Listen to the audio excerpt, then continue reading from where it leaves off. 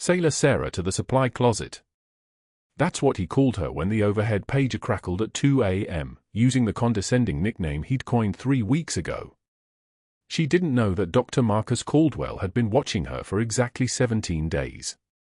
She didn't know he'd already decided she was easy to break. Seattle General's night shift moved like a ghost through the fluorescent hum, soft voices, the rhythmic beep of monitors, the whisper of 4 pumps cycling through their mechanical breath. Sarah Chen refilled the coffee pot in the break room, her hand steady as she poured, the ceramic mug warm against her palms. At 5'3", she barely reached the top shelf. She moved the step stool with her foot, economical, precise, the kind of efficiency that comes from a decade of moving through spaces where hesitation costs lives. The night nurse station at Seattle General was controlled chaos at 2:19 a.m. 3 residents bent over a patient chart, arguing about antibiotic protocols. 2 nurses charted in the electronic system, eyes glazed from the 3rd hour of a 12-hour shift. Nobody looked up when Sarah moved between them with the fresh coffee pot. She poured for the ER attending first, professional courtesy. Then the residents. Then back to the staff break room, where she stood alone for exactly 90 seconds before returning to her floor. Her left ear turned slightly toward the hallway as footsteps approached from that direction. Compensation. Muscle memory from years of monitoring her blind side. Compensation for the hearing loss that never entirely went away, the permanent damage from the RPG that detonated 73 meters from her position in Ramadi on a Tuesday morning in 2011. She didn't think about it anymore. Most days. Sarah's assignment tonight was post-operative recovery for patients in the ICU who'd come through surgery in the last 18 hours. Mr. Patterson, a 64-year-old with a GSW to the abdomen, lay in 4B with his vitals projected on the monitor above his head. She entered quietly, checking the 4 flow rate, 250 milliliters per hour, correct, then moved to his side rail and checked his incision dressing. No seepage. No swelling. His pupils dilated equally when she aimed her penlight. She documented everything with the precision of someone who knew that a missed detail killed people. The hospital smelled like antiseptic and coffee and something underneath, the organic copper iron smell of blood that the industrial cleaners never quite eliminated. She'd stopped noticing it years ago. The way other people's eyes watered when they walked past the trauma bays. For Sarah, it was just information. Part of the landscape. Part of the job. Vitals look stable, she said to the resident standing at the foot of the bed, Dr. Patel, 3rd year, competent but still learning to trust his hands instead of the monitors. She spoke in the deferential tone she maintained like a uniform, soft and professional and designed to take up as little space as possible. I'd recommend continuing the current for protocol. Field studies suggest, she paused, catching herself. Field studies. Where that language came from. Where everything came from. I mean, the literature on post-GSW recovery suggests stable fluid management reduces organ stress. She finished documenting and moved to the next patient. Dr. Marcus Caldwell stood at the nurse's station, watching. He was 48 years old, 6'2", with the kind of posture that came from inherited confidence, the posture of a man whose family had been prominent in Portland for 3 generations. His father had been a federal judge. His mother's maiden name was on a children's wing. He'd gone to medical school on legacy status and never questioned whether he deserved to be there. The attending surgeon position at Seattle General had come through connections, not competition. He saw the world in hierarchies, and he saw himself at the top of every one. When he looked at Sarah Chen, he saw someone 3 inches shorter than him, hands that looked delicate from across the room, a voice that never raised above conversational volume. He saw the kind of person who could be managed. Who would take a reprimand without argument? Who would defer to his authority and reinforce it simply by existing in his presence? What he didn't see, the way her feet were positioned 90 degrees to the door, weight balanced for movement in any direction. What he didn't see, the way her eyes moved, cataloging exits, assessing every room she entered, a gaze sweeping across doorways and hallways like someone scanning a perimeter.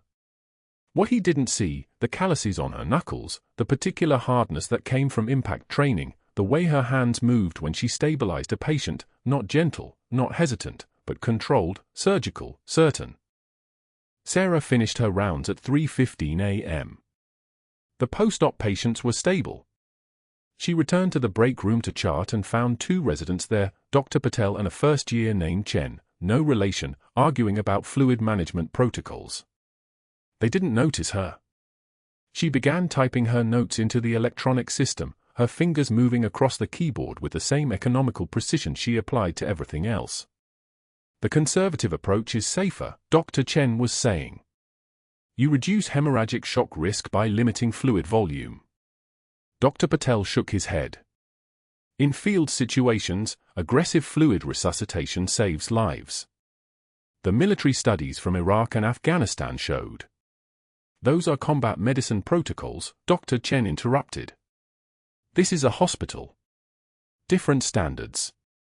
Sarah continued typing, her hands never pausing. But her jaw tightened.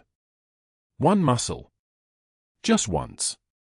Because field medicine protocols weren't designed for combat situations by accident, they were designed from blood and necessity and the fact that you didn't have the luxury of time or equipment or a controlled environment. They worked. They saved lives. And watching medical residents dismiss them made something cold move through her chest. Actually, she said quietly, still typing, the latest meta-analysis from JAMA surgery suggests that early aggressive resuscitation for abdominal trauma correlates with significantly better outcomes. Her voice remained soft, deferential. She sounded like she was offering a gentle suggestion, not a fact. The protocols came from thousands of cases. The evidence is strong. Both residents turned to look at her. They looked surprised. Sarah was a night nurse, unlicensed to comment on surgical protocols, barely visible during their rounds, the kind of staff person they usually didn't acknowledge unless they needed something. I read it last month, she continued, still focused on her notes. Journal Club. Hospital Library. It's peer-reviewed. She kept typing, kept her voice exactly the same, didn't look up. The residents exchanged a glance. Something had shifted. Nothing obvious. Just a small demonstration that the quiet night nurse who refilled coffee pots knew things. Knew things well enough to cite them. Knew things they were still learning. Dr. Patel smiled slightly. I'll pull that article. Sarah nodded. She finished her chart entry and closed the hospital portal. Neither resident left the break room immediately. Their argument continued, but the tone had changed. Now they were trying to impress her with their knowledge, both of them unconsciously leaning in her direction, both of them wanting her to validate their thinking. She stood and left the room. She didn't make eye contact. 45 minutes later, Dr. Caldwell pulled the night supervisor aside.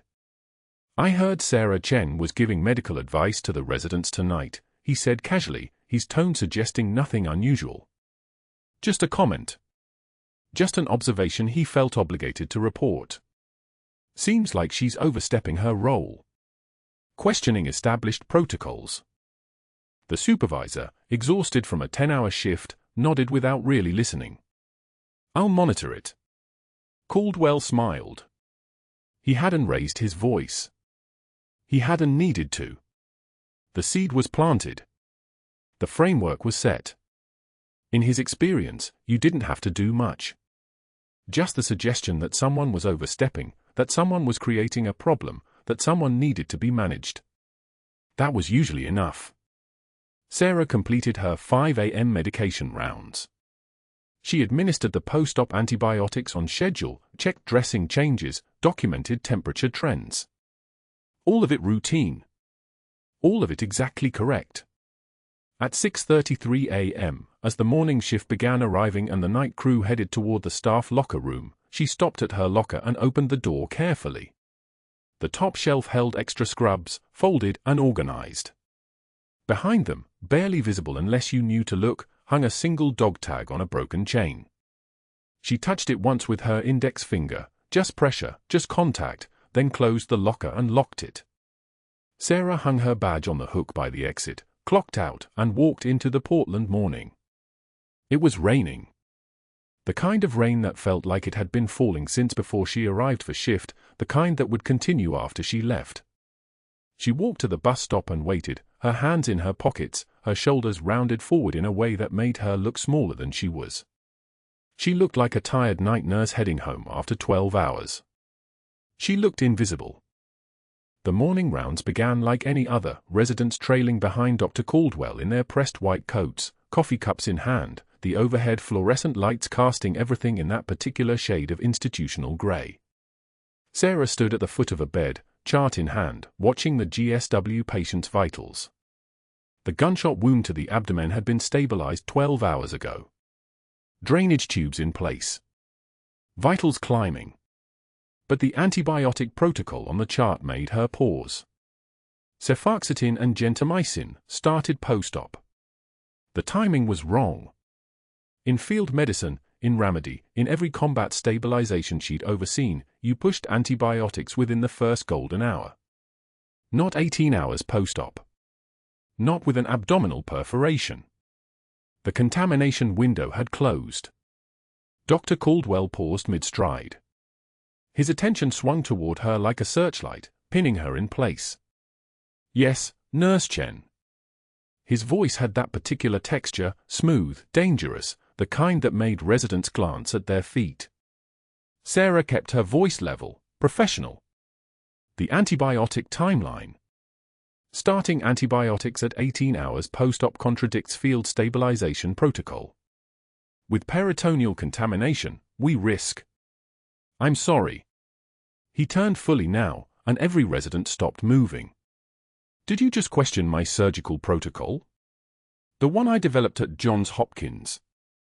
He walked closer, his shoes clicking against the tile in a rhythm that sounded like a countdown. The protocol I've used successfully for 11 years. Sarah held her ground. The patient's temperature suggests early sepsis markers. The protocol should have. Should have. He smiled. It was the smile of a man accustomed to rooms going quiet when he decided they should. Nurse Chen, perhaps you should stick to bedpans and leave medicine to physicians. He turned back to the residents, but his voice carried down the hallway like a blade sliding through silk. Scattered nervous laughter. Sarah watched the residents' faces, some sympathetic, most carefully neutral. The sound of her being dismissed hung in the air like antiseptic vapor. The next 2 days, she said nothing. She charted. She checked vitals. She moved through Seattle General like a ghost, invisible, efficient, the kind of night shift nurse who kept the machinery running while everyone else slept. But invisibility had a shelf life. That was something she'd learned 6 years ago when she'd exchanged her dress uniform for scrubs, when she'd buried her service record and her dog tags in a locker at the bottom of her belongings, metal on metal, a weight that never quite disappeared no matter how many other things she piled on top. The overhead page crackled at 11:16 a.m. Her name, deliberately mispronounced with that condescending inflection. Sailor Sarah to the supply closet, stat. The nickname landed like a slap. She heard it echo on every floor as she walked, on 3 North where the cardiac patients were recovering, on 4 East where the pediatric overflow had been crowded in, on the basement level where the morgue kept its permanent quiet. Sailor Sarah. The joke among the residents, the diminishment disguised as familiarity. She rode the elevator down, her scrub still damp from the morning's rounds, her hand steady because she'd learned long ago that trembling was a luxury. The supply closet was narrow, dim, lined with boxes of trauma shears and compression bandages and 4 kits stacked to the ceiling. Dr. Caldwell was already there, leaning against the metal shelving units like he owned them. His cologne filled the small space, something expensive, something that had no business existing in a hospital. He'd rolled his sleeves up. His forearms were pale, hairless, unmarked by anything that resembled work. He leaned close. His breath carried coffee and something chemical, pharmaceutical. One more act of insubordination. One more time you undermine me in front of my team, and you're terminated. Do you understand? He was close enough that she could see the vein in his temple, pulsing with something that looked like satisfaction. Close enough that she could have reached out. Close enough that another person might have stepped back. Sarah took one measured breath through her nose. The air smelled like bleach and cardboard and the particular staleness of a room with no windows. "I understand you're uncomfortable being questioned," she said quietly. His jaw tightened. A muscle flickered beneath his skin. "Clean out your locker," he said. "You're done here. Effective immediately. I'll have security escort you out." He was already turning, already composing the narrative in his head, the insubordinate nurse, the one who'd finally pushed too far, the one whose departure would be a relief to the entire night shift staff. But he reversed it an hour later. A surgical resident had quietly informed him that Caldwell couldn't actually fire her without HR documentation, that her evaluations had all been exemplary, that losing overnight coverage in the middle of July would require replacing her, which would take weeks. The backpedal came in a brief email, copied to nobody. She would retain her position, but effective immediately, she was being reassigned to geriatric bedpan rotation on the 3rd floor. A lateral move. A demotion dressed as reality. The message hung there in her inbox like poison in clear water. The public version happened during shift change. 3 p.m. The parking lot was full of night shift staff heading to their cars, the day shift heading in, that particular moment of overlap where everyone was visible to everyone else. Dr. Caldwell found her by her car, a 2009 Honda Civic that smelled like vanilla air freshener and worn upholstery, and he made sure his voice carried across the asphalt. Made sure the nearby nurses heard it. Made sure a dozen colleagues sitting in their cars saw what was happening. "Nurse Chen, effective immediately you're reassigned to bedpan rotation on the geriatric floor." His voice boomed like he was announcing a promotion to chief of staff. "Perhaps that's more your speed." He smiled at her. A smile that said he'd already won, that he'd already broken something and was pleased with the breaking. Car windows cracked open. Heads turned. Sarah felt the eyes on her, felt the current of Schadenfreude running through the parking lot like electricity. She felt the weight of being watched, of being diminished, of being placed in a category so carefully that everyone present understood the message: "This is what happens when you disagree with me." One tear escaped. She wiped it immediately, a single motion, clean, no hesitation. She didn't break eye contact. She didn't turn away. She stood there in the afternoon heat, in her faded scrubs with the coffee stain on the left pocket, in front of a dozen witnesses, and she spoke. "You should review your own surgical outcomes from last quarter, Dr. Caldwell, before you review mine." The silence lasted exactly 3 seconds. Then he laughed, a sharp, contemptuous sound. "Enjoy the bedpans, Nurse Chen." He walked back toward the hospital entrance, and nobody moved until he disappeared through the glass doors. Sarah stood beside her car for another moment. She could feel the eyes still on her, the weight of the humiliation, the specific pain of being unmade in front of people you worked with. Her hands didn't shake. Her voice hadn't cracked. But there was something else now, something old, something she'd buried 6 years ago, something that stirred in her chest like a thing waking up. She drove home in silence. The freeway stretched out before her, endless and gray, and the radio played songs nobody listened to anymore. The dog tag in her locker was still there. Still waiting. Still a reminder of the person she used to be, the uniform she used to wear, the name she used to answer to when people spoke without condescension. That night, she worked the geriatric floor. Bedpans and catheters and the particular loneliness of caring for people who'd been forgotten by everyone except the nurses.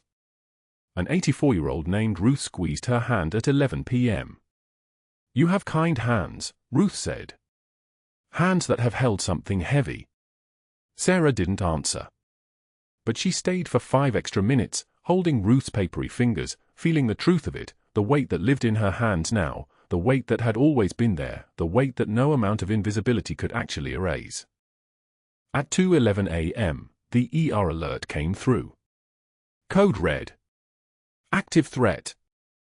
All personnel respond. The overhead intercom crackled, and Sarah stood up from the supply cart she'd been organizing. Her shift at geriatric rotation was technically only until 6 a.m. But the alert didn't care about schedules. The alert was in the building now, somewhere downstairs, something broken and dangerous moving through the corridors of Seattle General in the dark. She left her cart. She didn't run, that would draw attention. She moved with purpose, with the particular grace of someone who'd trained herself to be invisible and then trained herself to be lethal. The stairwell door opened with a pneumatic hiss, and the voices from the ER below became louder, more frantic. She descended. The stairwell door opened with a pneumatic hiss, and the voices from the ER below became louder, more frantic. She descended. The last step came fast. Too fast. Sarah's ears caught it first, the sound of safety glass exploding, a percussion burst that meant impact, that meant force. Her body moved toward the sound before her mind caught up.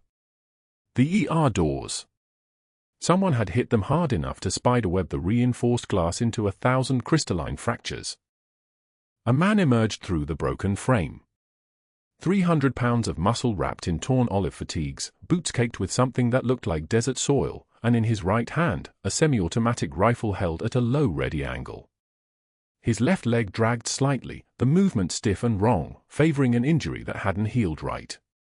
His eyes were wide, pupils blown, sweat streaming down his face despite the cool Portland night. He screamed something incoherent about opioids, about pain, about needing them now, and the fluorescent lights buzzed their mechanical song as the ER staff scattered like startled birds. Dr. Caldwell froze behind the nurse's station, his hand instinctively moving to his phone. The pregnant woman in triage tried to crawl backward, her chair clattering, her breathing becoming the rapid panic breathing of someone who'd never rehearsed an active threat response. 2 residents pressed themselves against the wall. A security guard stood motionless, hands up, mouth open. Sarah stopped walking. She stood in the open space between the entrance and the triage desk, visible and still, her hands raised to shoulder height with her palms open. Not defensive. Not threatening. Present. And she recognized him instantly. Lieutenant Marcus Torres. 28 years old. Ramadi deployment, 3 tours, currently serving under David's command in Helmand Province. She'd seen his face in photos her son sent, standing beside David outside a FOB building, grinning that young soldier grin that hadn't learned yet what the world would take from him. She'd heard David mention him twice in their monthly calls, solid platoon leader, steady under fire, kept his men alive. Torres had a commendation letter David was proud to have written. But the man in front of her now bore only the surface resemblance. His movements had the tremor of someone running on adrenaline and something chemical, his left leg wound and infected. She could see the bulge of swelling at the thigh, the way his pants fabric pulled tight and darkened with seepage. The stiffness, the favoring, the wrong angle of weight distribution. That wasn't fresh trauma. That was weeks of untreated infection, probably picked up in theater, probably held together by whatever opioids he could scavenge before his supply ran out and the pain became the only thing that existed. His pupils weren't just wide. They were unfocused. PTSD didn't look like this. PTSD looked like hypervigilance, like the animal-watching behavior she'd seen in combat vets. This looked like trauma plus pain plus desperation plus something pharmacological. The combination made him unpredictable, which made him dangerous. Sarah began speaking, her voice steady and low, the tone of someone who'd given orders in firefights and lived to tell about it. She used the call and response phrases from their unit, the ones every operator learned, the linguistic anchor that told your brain you were with your people, that you were safe, that you could stand down. Lieutenant Torres. Echo Company. Bagram rotation, then Helmand assignment. His weapon wavered. His eyes tried to focus on her face. Reaper protocol, she continued, the word carrying weight, the call sign of her unit, the operational identifier that meant something to anyone who'd served in that command structure. You're having an episode. Your leg wound is infected, I can see the swelling, the drainage. You're running a fever and whatever opioids you're holding ran out 2 days ago, maybe 3. The pain is talking right now. Not you. Who are you? His voice cracked, the words slurring slightly. How do you know? David Chen's mother. Major Sarah Chen. You served with my son, You sent him that commendation letter 6 months ago. Recognition flickered across his face like a light switch, but it didn't stay. It warred with pain, with confusion, with whatever his brain was already processing. Behind the nurse's station, Dr. Caldwell raised his phone, the screen glowing in the dim light. Recording. Already calculating liability, already thinking about how to position himself, already seeing an opportunity in the fact that Sarah knew this man, that she had a connection, that if this went wrong her connection could implicate her. Torres' weapon swung toward the pregnant woman, who'd made it only 2 feet away from her chair. The barrel tracked her movement like a predatory instinct. "Don't move," he screamed, and his finger tightened on the trigger guard. Not the trigger yet, but close enough that the distance was measured in muscle contractions, in the involuntary reactions of someone whose nervous system was running on fumes and terror. Sarah moved. 3 steps closed the distance between them. Her right hand struck his brachial plexus with the kind of force that came from understanding anatomy the way other people understood breathing, not as something you thought about, but as something encoded in the muscle memory of 16 years of training and 3 tours where precision meant the difference between going home and not going home. The nerve cluster between his shoulder and elbow lit up with pain that overrode everything else, and his hand went numb. The rifle fell. She controlled his elbow as it dropped, rotated into a joint lock that kept the limb immobilized and made escape biomechanically impossible, and used his own momentum to bring him face down on the tile floor, moving him parallel to his injury so the infected leg wouldn't tear further. 3 seconds from movement to contact to control.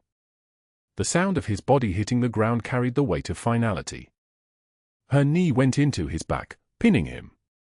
Her voice cut through the room like a blade through silence. Sedation. 10 milligrams diazepam. Now. A resident moved before thinking. The muscle memory of hierarchy was stronger than the shock, and when a voice with that kind of authority gave a medical order, the brain obeyed before the thinking part of the mind caught up. Security flooded in, took over the hold, began restraining Torres' other arm while Sarah maintained control of the joint lock. His breathing came in panicked gasps, the adrenaline surging and crashing, the understanding of what he'd almost done beginning to penetrate the fog of pain and chemicals. "Easy," Sarah said, and this time her voice carried something different, not command now, but the tone of someone who understood what it meant to come back from a place like that, who'd held scared soldiers in the dark. "You're going to medical. We're going to fix the leg. You're going to be okay." The diazepam went in. Torres' muscles relaxed in stages, his breathing slowing, the panic receding behind a chemical curtain. Security secured him to the gurney. Someone called trauma surgery. The 14 materialized from wherever they materialized during crises. The machinery of a hospital responding to catastrophe cranked into motion around her, and Sarah straightened, breathing controlled, her hand steady. Dr. Caldwell was still holding his phone up. Still recording. And when their eyes met, he smiled. It was the smile of a man who'd just found the thing he needed to destroy her completely. Torres hit the floor hard. The impact knocked the wind from his lungs, but Sarah's knee was already in his back, her hand controlling the weapon with a kind of precision that comes from 1,000 hours of repetition, from muscle memory that lives deeper than thought. She hadn't hesitated. Hadn't flinched. The strike to his brachial plexus had been textbook, 2 inches below the shoulder, angle calculated for maximum nerve disruption without permanent damage, and the joint lock that followed took maybe 3 seconds. 3 seconds to go from active threat to subdued casualty. The semi-automatic clattered across the tile floor and skidded under a supply cart. Someone screamed. Someone else was already on a radio. "I need sedation," Sarah called out, her voice cutting through the chaos like a command that expected compliance, not negotiation. "Push 5 milligrams midazolam 4, have rapid sequence intubation standing by." She wasn't asking. She wasn't requesting. This was a woman giving orders in a space where she'd never been permitted to raise her voice. The charge nurse moved without questioning. The resident froze for exactly 1 second, then moved. "Now. His left shoulder is compromised, note for surgery." She kept her knee in position, her hand steady on the restrained arm, her breathing controlled. The kind of calm that comes from having already survived worse. From knowing that panic kills people faster than bullets. Torres was gasping, his massive frame trembling beneath her, the infection in his leg wound seeping dark fluid into white gauze. Shrapnel still embedded in the tissue, she could see it from the angle of his leg, the way he wasn't bearing weight on it. IED fragmentation pattern, probably from Kandahar or the Peck Valley, somewhere remote where the evacuation took too long and the infection had weeks to establish itself. A 300-pound Special Forces operator reduced to a single point of failure, an uncontrolled infection and a borrowed handgun. "I have him," she said to security, and they understood immediately. Step back, let her handle the restraints, trust the woman who just disarmed a gunman with her bare hands. The midazolam was pushing through his full line now, his eyes fluttering, his breathing slowing. She kept one hand on his wrist, monitoring his pulse, the other keeping the joint lock stable until a security officer could get hand restraints in place. Sedation taking hold. Respiratory rate dropping to something manageable. O2 sat 94 and climbing. "Torres. You're okay.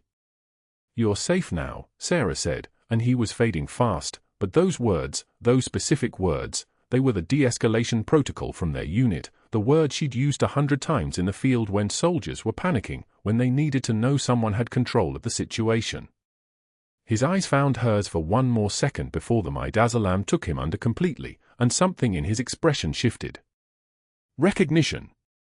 Or maybe gratitude. Maybe both. They had him on a stretcher in under a minute.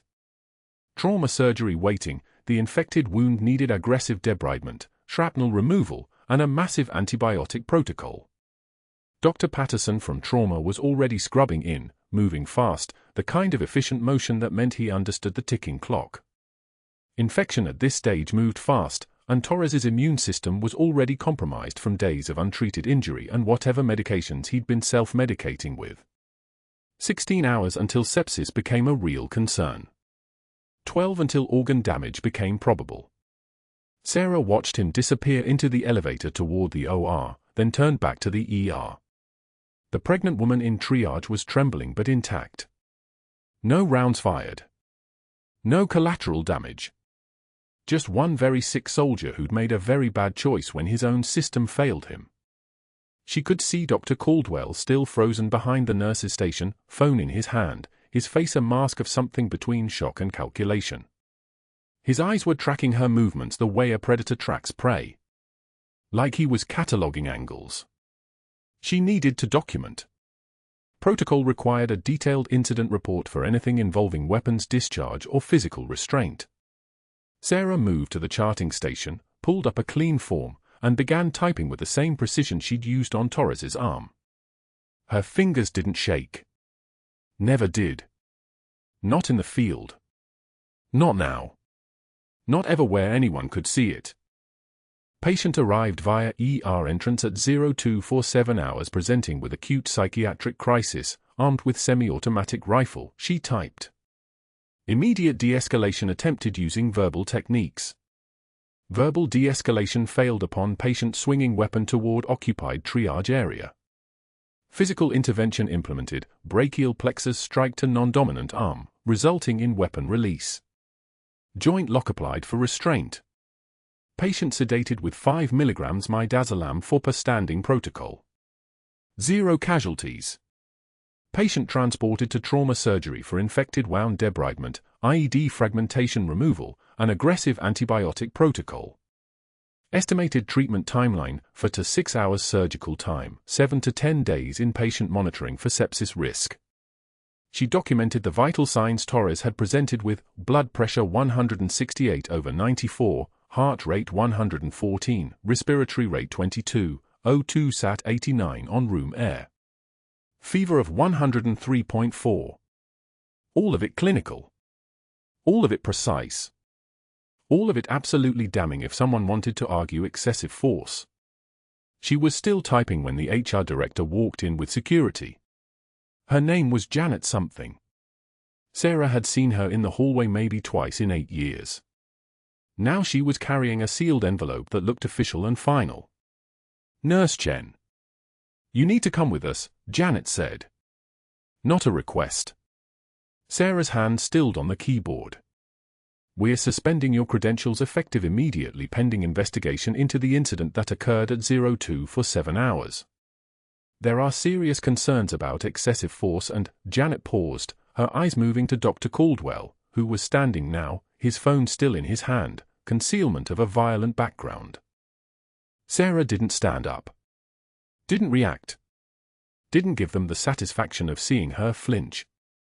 My shift ends at 0600, she said calmly. I'll need to finish charting and hand off my patients. That won't be necessary, Janet said. Her badge was already being disabled. Sarah could see the security guard reaching for her ID. Your access is being revoked immediately. We'll need your badge and your credentials. She unpinned her badge slowly, deliberately, letting them see that her hands were absolutely steady. The cracked mug on her locker back home that said "World's Okayest Nurse" seemed suddenly like the most honest thing she owned. The photo of her unit, the faces crossed out by time and circumstance. The dog tag on the broken chain that she'd buried in her locker 7 years ago and never let anyone see. Dr. Caldwell requested we review your complete personnel file, Janet continued, not unkindly, but the word complete hung in the air like a threat. We're scheduling emergency board meetings to discuss your employment status. Until that hearing, you're not permitted on hospital grounds. Not for any reason. This is final. Caldwell was watching from across the ER, that same calculating expression, and Sarah realized he'd already won. He'd pulled the file. He'd called his contacts. He'd already started the process of dismantling her from the inside, using her own silence as a weapon. She'd never defended herself against his accusations because defending herself meant explaining the medical discharge, the one piece of her past she'd buried deeper than anything else. The Ramadi firefight that had left her with 60% hearing loss in her left ear. The reason she repositioned her head in loud rooms. The reason she'd washed out of phone calls in crowded ER spaces. The reason she'd chosen the night shift, the quiet shift, the shift where nobody asked too many questions. She handed over her badge and walked out through the ER doors at 0513 hours, a cardboard box in her arms containing a cracked mug, a succulent plant that was dying because she'd never been good at keeping things alive that needed sunlight, and a photograph of her unit in Ramadi. Half the faces had been crossed out years ago, casualties, retirements, medical discharges, or just the simple passage of time that separates soldiers into the ones who stay and the ones who have to leave. She was the only one who'd made it home to build something resembling normal. The only one who'd tried to disappear into a hospital and become just another nurse. The bus stop was 3 blocks away. Rain hammered the Portland streets like artillery fire, like something was angry about her presence, and Sarah stood in it without an umbrella, watching the headlights approach through the downpour, wondering if she had enough left in her to start over again. The box in her arms felt heavier than 300 pounds. In the ICU, Lieutenant Torres woke to fluorescent lights and the steady beep of a cardiac monitor. His left shoulder was wrapped in heavy bandages. His left leg was elevated, the infected wound cleaned and debrided, the shrapnel removed, the infection being attacked by 3 different antibiotic protocols running through twin 4 lines. A security guard sat in a chair by the door. Torres's wrists were restrained to the bed rails. But his eyes were clear now, and when he tried to move, he understood immediately what had happened. Surgery. Sedation. Capture. He'd lost. That was when the memories came back, not of the last 48 hours of anguish and chemical desperation, but of something much older. Of a woman in desert fatigues moving through Ramadi streets with the kind of lethal precision that made insurgents change their routes. A woman who'd held his position when 3 others fell. A woman whose call sign was whispered by soldiers who'd survived impossible odds because she refused to accept any outcome except victory. A woman whose name he'd heard mentioned exactly once, in a classified briefing in 2019, and whose face he'd never seen clearly until she was kneeling in his back in an ER at 3 in the morning. When Sarah Chen appeared in his ICU room at 0518 hours, one last time before her access was revoked, before her badge was cancelled and her career was ended, Torres's eyes filled with tears.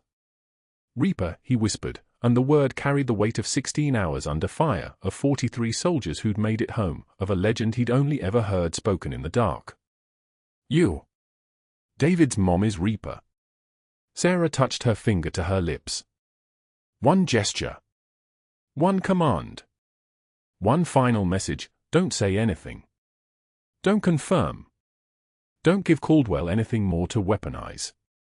But Torres was already reaching for the call button, his voice getting stronger as the sedation wore off, and there was nothing she could do to stop what came next. The hospital board met in conference room 3 at 7 a.m., fluorescent lights humming overhead like a nest of wasps. Dr. Marcus Caldwell sat at the mahogany table with his shoulders back, already drafting his defense in his mind. He'd convened the emergency session himself, positioned it as a routine investigation into excessive force and concealed violent history. His lawyer sat to his left. His ally sat across the table. The board administrator, Mrs. Huang, opened a manila folder with the weight of someone about to sign a severance check. What Dr. Caldwell didn't know was that the investigator he'd personally hired, Derek Simmons, a retired insurance fraud auditor with 23 years of pattern recognition, had spent the last 72 hours pulling surgical records. Not Sarah's. His own. The night she was suspended, Caldwell had made a strategic error. He demanded her personnel file be pulled to establish a history of instability. Security clearance denied. Military discharge under investigation. That kind of narrative. But pulling Sarah's file meant exposing the filing system itself, and Simmons had noticed something immediately. Why were 3 of Dr. Caldwell's post-op reports filed under different dates than the original surgery logs? Why were resident complaints from 2019, 2021, and 2023 marked resolved with no documentation? Why did the patient Sarah had questioned during the GSW protocol discussion, the one with the antibiotic timing, have a death certificate dated 3 days post-op while the surgical report listed him as stable at discharge? Mrs. Huang slid the first document across the table. Post-op report. Patient admitted 3:14 a.m., May 8, 2022. Dr. Caldwell, you signed discharge paperwork at 6 a.m. the same day. But the death certificate is dated May 10. Caldwell's jaw tightened. Chart discrepancy. Happens all the time. It happens when you're falsifying records, Simmons said quietly. He was a thin man with steel gray eyes, the kind of person who could spend 8 hours with a spreadsheet and find a serial killer. I found 3 of them. 3 patients dead within 48 hours of your discharge signature. All listed as complications from initial trauma. All with altered timelines. All charts where a junior resident questioned your post-op assessment. The room went so quiet you could hear the rain starting outside, droplets beginning to tap against the windows like a code Morse had written. Sarah's personnel file lay open on the table. Caldwell had expected to see discharge paperwork, a psychiatric evaluation, something unstable. Instead, Mrs. Huang turned it toward him. Silver Star. Distinguished Service Cross. 2 Purple Hearts. 2 combat tours, she read. 3 assignments to command positions. Security clearance, top secret, special access required. Medical discharge, 2017, honorable. The commendation letters, she paused. Do you know what a field thoracotomy is, doctor? Caldwell said nothing. It's open-chest surgery performed with a combat knife to save someone's life on a battlefield, Mrs. Huang continued, her voice like ice cracking on a frozen river. Major Chen performed one on a fellow soldier in Ramadi when the surgical team was pinned down and her teammate was bleeding to death. She used her combat knife and her hands. He lived. That soldier wrote about it in her commendation. The investigator spread more documents across the table. Resident statements. Nurses' notes. A pattern that looked like brushstrokes on a canvas of institutional abuse, Caldwell reassigning nurses who questioned his protocols, altering surgical schedules to avoid peer review, using his board connections to suppress complaints. Every strategic move he'd made against Sarah was now a spotlight on his pattern of using authority to hide incompetence. The patient Sarah questioned about antibiotic timing during that GSW case. Simmons slid across a photo of the original surgical notes in Sarah's handwriting. She recommended a broader spectrum coverage before the 6-hour window. You overruled her. Your note here, a nurse Chen oversteps scope of practice. Do not accommodate further input. That patient died of sepsis 48 hours post-op, sepsis that would have been prevented by the exact antibiotic regimen she suggested. Mrs. Huang's hands trembled slightly as she stacked the pages. Your hospital privileges are suspended pending review by the State Medical Board. Your license is under investigation for fraud, falsifying medical records, and patient endangerment. Security is waiting to escort you from the building. Caldwell opened his mouth. Nothing came out. The words that usually flowed like blood through his authority, the Johns Hopkins credentials, the board connections, the ability to make problems disappear, all of it was ash now. In the hallway outside, Sarah sat beside her son in plastic chairs that squeaked every time someone shifted weight. David held her hand. His dress uniform was pressed sharp enough to cut, his rank insignia catching the fluorescent light, Staff Sergeant, 3rd Battalion, 5th Marines. Dark Horse Company. He'd flown in from Camp Lejeune within 3 hours of the board's emergency summons. Why didn't you ever tell me? David asked quietly. About Reaper, about what you did. Sarah touched the single dog tag on a broken chain, the one she'd finally brought from her locker after 3 days of the investigation.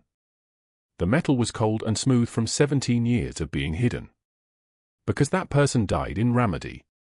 I wanted to be just a nurse. Just your mom. David squeezed her hand until she looked at him.